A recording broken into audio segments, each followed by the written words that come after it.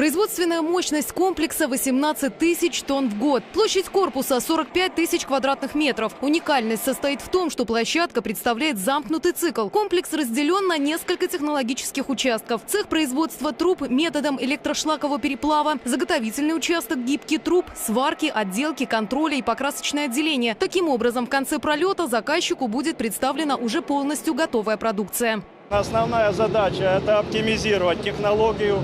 Мы доукомплектовываем корпус современным оборудованием, выстраиваем единую технологическую цепочку, которая обеспечит нам максимальное снижение себестоимости и тем самым иметь преимущество уже на рынке по цене. Объем инвестиций в комплекс составил более 3,5 миллиардов рублей. Создано 500 новых рабочих мест. Приветствуя собравшихся, губернатор Евгений Савченко в своем выступлении отметил, что открытие нового производственного корпуса на заводе «Белэнергомаш» – это еще и огромный вклад в программу импортозамещения, которая активно реализуется в регионе. Вы вносите достойнейший вклад в программу импортозамещения, причем такой очень чувствительной сфере, какой является машиностроение. Я искренне хочу поблагодарить всех и инициаторов, и реализаторов за то, что сделали этот проект реальностью. Это и инновационная площадка. Это еще раз говорит о том, что мы конкурентоспособны.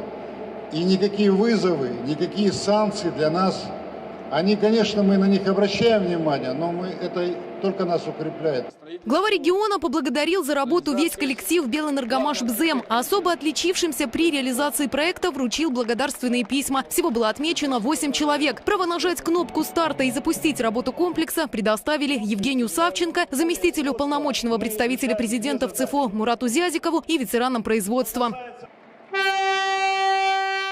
После торжественной части для почетных гостей провели небольшую обзорную экскурсию по производственному комплексу. В настоящее время смонтировано 70 единиц оборудования. На полную мощность производство выйдет в течение полугода. Олеся Веденеева, Дмитрий Ярема. К этому часу. Белгород.